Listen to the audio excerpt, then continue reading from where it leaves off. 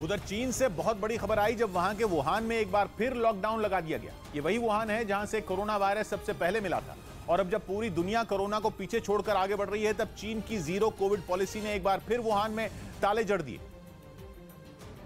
जबकि वहां केवल 4 मरीजों में कोरोना वायरस मिला। रूटीन टेस्टिंग के दौरान पहले 2 लोगों में कोरोना वायरस मिला और जब जांच आगे बढ़ी तो 2 और लोगों में कोरोना वायरस मिल गया। चारों लोग पूरी तरह तंदुरुस्त हैं और उनमें बीमारी का कोई लक्षण नहीं है, लेकिन उनका इलाज करने से ज्यादा ध्यान चीन का लॉकडाउन लगाने पर है। चीन की अर्थव्यवस्था पहले ही मंदी के मुहाने पर खड़ी है। रियल एस्टेट तो वहां डूब ही चुका है। विदेशी निवेश भी आना लगभग बंद है। कई संस्थाएं दावा कर चुकी हैं कि चीन की इसी जीरो कोविड पॉलिसी की वजह से बड़े बड़े उद्योगों को झटका लगा है। विदेशी कंपनियों ने चीन में आना तो दूर, चीन की तरफ देखना भी बंद कर दिया है। लेकिन चीन अपनी आदत से बाज नहीं आ रहा। वहां एक बार फिर वुहान में लॉकडाउन लगाए जाने से साफ है कि वो अपनी जीरो कोविड पॉलिसी से पीछे हटने वाला नहीं है। खबर है कि वुहान के जिस हिस्से में लॉकडाउन लगाया गया है वहां करीब 10 लाख की आबादी रहती है, लेकिन उन सभी के लिए आने वाले दिन अब मुश्किल होने वाले हैं। 10 लाख लोगों पर सख्त लॉकडाउन लगाने की वजह केवल 4 मरीज हैं और वो चारों मरीज ऐसे हैं जिनमें कोरोना का कोई लक्षण नहीं है। चीन में लॉकडाउन इतना सख्त है कि 3 दिन में लोगों को केवल एक बार घर से निकलने की इजाजत होती है ताकि जरूरी सामान खरीदा जा सके। वहां के सोशल मीडिया पर लोग अपनी मुसीबतें सुना सुना कर थक जाते हैं, लेकिन मदद करने वाला कोई नहीं होता। ऊपर से किसी नागरिक ने जरा भी लापरवाही की या किसी नियम को तोड़ने की कोशिश की तो उसे सीधा जेलों में डालने का नियम है, जिसकी वजह से पूरी दुनिया में चीन की आलोचना हो चुकी है। बीजिंग में फरवरी में हुए विंटर ओलंपिक्स में दुनिया भर के खिलाड़ियों को चीन के सख्त नियमों की वजह से परेशान होना पड़ा था। इतना ही नहीं, लॉकडाउन के दौरान लोगों के साथ हुई ज्यादती के वीडियो भी इंटरनेट पर वायरल हो चुके हैं, लेकिन चीन है कि सुधरने का नाम ही नहीं ले रहा। पिछले महीने ही शंघाई से लॉकडाउन हटाया गया। 2 महीने से शंघाई के 2.5 करोड़ लोग सख्त लॉकडाउन में रहे। अब तो हालत यह है कि उद्योगपति जो चीन में भारी भरकम निवेश करते रहे हैं वो भी चीन से निकलने की योजना बना रहे हैं। इसी का असर अब चीन की अर्थव्यवस्था पर भी साफ दिखने लगा है। उधर बैंक धोखाधड़ी केस में सीबीआई ने छापा मारा। सीबीआई ने मुंबई में बैंक धोखाधड़ी के आरोप में घिरे कारोबारी धीरज और कपिल वधावन के ठिकानों पर छापेमारी की। इस छापे में उसने वहां से 12 करोड़ से ज्यादा की घड़ियां, पेंटिंग और गहने भी बरामद करने का दावा किया। पाकिस्तान में एक ही दिन में सोने की कीमत 8,500 रुपए बढ़ गई, जो भारतीय रुपयों के हिसाब से 3,000 रुपए की बढ़त रही। मुंबई में एनसीबी ने ठाणे में 4 करोड़ के ड्रग्स बरामद किए और इस मामले में 4 आरोपियों को गिरफ्तार कर लिया। चैनल जो है आपके भरोसे पर उतरने में नंबर 1, सच की राह पर चलने में, आपके लिए लड़ने में नंबर 1 आपकी आवाज बनने में। जिसके पास है एंकर की टीम नंबर 1, जो है राजनीति के खेल से लेकर खेल की कवरेज में नंबर 1। आज तक को पछाड़ अब है देश का नंबर 1 न्यूज चैनल। तो देखते रहिए न्यूज़ 18 इंडिया।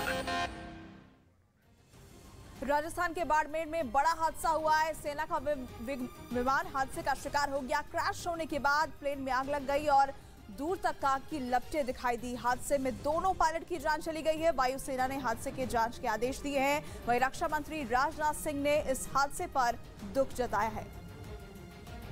उधर मोहाली में पंजाब पुलिस के हेडक्वार्टर्स पर मई में हुए आरपीजी हमले के तार लॉरेंस बिश्नोई गैंग से जुड़ गए। जांच एजेंसियों का दावा है कि लॉरेंस गैंग के गुर्गे दीपक ने अपने एक साथी के साथ मिलकर पुलिस हेडक्वार्टर्स पर आरपीजी से अटैक किया था और फिर वहां से फरार हो गए थे। मोहाली में पंजाब पुलिस हेडक्वार्टर्स पर 10 मई को आरपीजी यानी रॉकेट प्रोपेल्ड ग्रेनेड से हमला किया गया था। इस हमले में किसी को कोई नुकसान तो नहीं पहुंचा था, सिर्फ बिल्डिंग के शीशे चकनाचूर हो गए थे। और अब इस घटना के करीब 2.5 महीने गुजरने के बाद दिल्ली पुलिस और चंडीगढ़ इंटेलिजेंस की टीम ये दावा कर रही है कि लॉरेंस बिश्नोई के गुर्गे दीपक ने अपने एक साथी के साथ मिलकर इस हमले को अंजाम दिया था। सबूत के तौर पर जांच एजेंसियों ने कुछ तस्वीरें भी जारी की, जिनमें एक तस्वीर में वारदात वाले दिन पुलिस हेडक्वार्टर्स के पास दीपक फोन पर बातचीत करता दिखाई दिया। और जांच के बाद यह सामने आया कि दीपक हरियाणा के झज्जर का रहने वाला है। उस पर 6 से ज्यादा केस दर्ज है। जांच एजेंसियों का दावा है कि मोहाली में हुए आरपीजी अटैक में दीपक के साथ उसका एक नाबालिग साथी भी मौजूद था, जो उत्तर प्रदेश का रहने वाला है और वो भी इस घटना के बाद से फरार है। जो तस्वीरें जारी की गई उनमें दीपक के साथ उसका नाबालिग साथी भी दिखाई दे रहा है। पुलिस का दावा है कि घटना के दिन दोनों पैदल चलते हुए एक पार्क के पास पहुंचे थे, जहां उन्हें हमले के लिए एक तीसरे आदमी ने आरपीजी दी थी। इसके बाद दीपक ने उसी आरपीजी से पंजाब पुलिस के हेडक्वार्टर्स पर हमला कर दिया था। उस वक्त इस हमले में पाकिस्तान में बैठे आतंकी हरविंदर सिंह रिंदा और कनाडा में बैठे आतंकी लखविंदर सिंह लांडा का नाम सामने आया था और अब जांच एजेंसियों को शक है कि ये दोनों आतंकी पंजाब में आतंक फैलाने के लिए लॉरेंस बिश्नोई गैंग का इस्तेमाल कर रहे हैं। मैनपुरी में देर रात पुलिस और बदमाशों के बीच मुठभेड़ हुई। पुलिस ने हत्या के आरोप में फरार चल रहे एक इनामी बदमाश को गिरफ्तार किया है। लाइव वीडियो पुलिस और बदमाशों के एनकाउंटर का है। पुलिस और बदमाशों के बीच फायरिंग हुई। पुलिस टीम ने बदमाशों की गोली का जवाब दिया। दोनों ओर से हुई फायरिंग में 25,000 के इनामी बदमाश के पैर में गोली लग गई, जिसके बाद पुलिस ने उसे गिरफ्तार कर लिया। घटनास्थल पर भारी संख्या में पुलिस फोर्स पहुंच गई। घटना का निरीक्षण करने के लिए एसपी भी पहुंचे और पुलिस टीम को शाबाशी दी। दरअसल सीएसपी केंद्र संचालक की हत्या में वांछित चल रहा 25,000 का इनामी विनय शाक्य को पुलिस तलाश रही थी। इसके 3 साथियों को पुलिस पहले ही गिरफ्तार कर चुकी है। हालांकि अंधेरे का फायदा उठाकर इसका एक साथी भागने में कामयाब रहा। पुलिस टीम में बनाकर उसकी तलाश कर रही है। उधर उत्तर प्रदेश के हरदोई से हैरान कर देने वाला वीडियो सामने आया, जिसमें एक महिला टीचर बच्चों से अपने हाथ दबाते दिखाई दी। ये वीडियो सोशल मीडिया पर वायरल हो गया, जिसमें एक महिला टीचर कुर्सी पर बैठकर बच्चों से अपने हाथ दबाती नजर आई। इस वीडियो में टीचर आराम से कुर्सी पर बैठकर बोतल से पानी पीती दिखाई दी। वहीं उसके पास खड़ा बच्चा उसका हाथ दबाता नजर आया। वीडियो वायरल होने के बाद महिला टीचर को सस्पेंड कर दिया गया। प्रथम दृष्टया शिक्षिका दोषी पाई गई है, उनके निलंबन की कार्रवाई कर दी गई है। आरोप है कि वो सरकारी स्कूल में पढ़ाने के बजाय वहां के बच्चों को धमकाती और उनसे अपना काम करवाती थी। वहीं उत्तर प्रदेश के मथुरा से भी इसी तरह का एक वीडियो सामने आने के बाद प्रशासन ने एक्शन लिया। आरोप लगा कि महिला टीचर स्कूल के बच्चों से सेवा करवाती थी, जिसका वीडियो वायरल हो गया, जिसमें वो टीचर कुर्सियों पर चढ़कर पानी को पार करती दिखाई दी। जो वीडियो सामने आया उसमें स्कूल में चारों तरफ पानी भरा नजर आया, जिससे बचने के लिए एक महिला टीचर कुर्सियों पर चढ़कर स्कूल के अंदर पहुंची। जैसे जैसे वो आगे बढ़ती रही, वैसे वैसे स्कूल के बच्चे उसके लिए कुर्सियां लगाते रहे। इस तरह बिना पानी में पैर रखे वो अंदर दाखिल हुई। वीडियो वायरल होने के बाद महिला टीचर को निलंबित कर दिया गया। उच्चाधिकारियों के भी संज्ञान में उक्त वीडियो है और हमने अध्यापिका के विरुद्ध कार्यवाही कर दी है।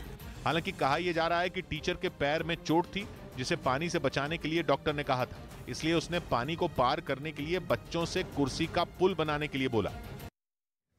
जर्मनी और चेक गणराज्य की सीमा पर लगी आग फैलती ही जा रही है। तेज हवाओं की वजह से आग ने कई हेक्टेयर जंगल को अपनी चपेट में ले लिया है। आग बहुत विकराल हो चुकी है। धीरे धीरे ये आग 250 हेक्टेयर जंगल को अपनी चपेट में ले चुकी है। भीषण गर्मी और शुष्क हवाओं की वजह से रविवार को चेक गणराज्य के स्विट्जरलैंड नेशनल पार्क में आग लगी थी, जो कि धीरे धीरे बढ़ती हुई जर्मनी की सीमा तक पहुंच चुकी है। आग को बुझाने के लिए बड़ी संख्या में हेलीकॉप्टर्स की भी मदद ली जा रही है, जो आसपास के तालाब और नदियों से पानी लाकर आग पर छिड़काव कर रहे हैं। नेशनल पार्क में लगी भीषण आग पर काबू पाने के लिए काफी बड़ी संख्या में फायर कर्मी जुटे हुए हैं। कई बार आग पर काबू भी पाया गया, लेकिन इलाके में चल रही तेज हवाएं मुश्किलों को फिर से बढ़ा दे रही हैं, जिसकी वजह से आग अब काफी बड़े क्षेत्र में फैल चुकी है। आग की बढ़ती रफ्तार को देखते हुए आसपास के गांव में रहने वाले लोगों को सुरक्षित जगहों पर भेज दिया गया है। आग पर काबू पाने के लिए पड़ोसी देश पोलैंड और स्लोवाकिया से भी अग्निशमन हेलीकॉप्टर की मदद ली जा रही है। इस बीच यूक्रेन ने दावा किया कि पुतिन की सेना खेरसोन में फंस गई है, क्योंकि उसने खेरसोन को यूक्रेन के बाकी हिस्सों से जोड़ने वाले 3 ब्रिज उड़ा दिए, जिनमें एक पर हमले का वीडियो भी सामने आया। ये वीडियो रात का है, जिसमें दूर से धमाका होता नजर आया। यूक्रेन ने दावा किया कि उसने निप्रो नदी पर बना एक ब्रिज उड़ा दिया है और ये वीडियो उसी धमाके का है। धमाके की वजह से ब्रिज जगह जगह से टूट चुका है और उससे आना जाना मुश्किल है। धमाके के अगले दिन आई ये तस्वीरें इसकी गवाह हैं। निप्रो नदी पर बना ये ब्रिज खेरसोन को यूक्रेन के बाकी हिस्सों से जोड़ता है, खासकर पूर्वी हिस्से से, यानी वो जगह जहां रूस की सेना बढ़त बना चुकी है। लेकिन यूक्रेन का दावा है कि ब्रिज के टूटने के बाद पुतिन के सैनिक खेरसोन में फंस गए।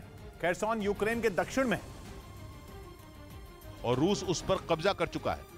लेकिन यूक्रेन ने दावा किया कि उसने खेरसोन को यूक्रेन के दूसरे हिस्सों से जोड़ने वाले 3 ब्रिज बर्बाद कर दिए हैं, जिसकी वजह से पुतिन की सेना वहां ऐसे फंस गई है जैसे जाल में चूहे।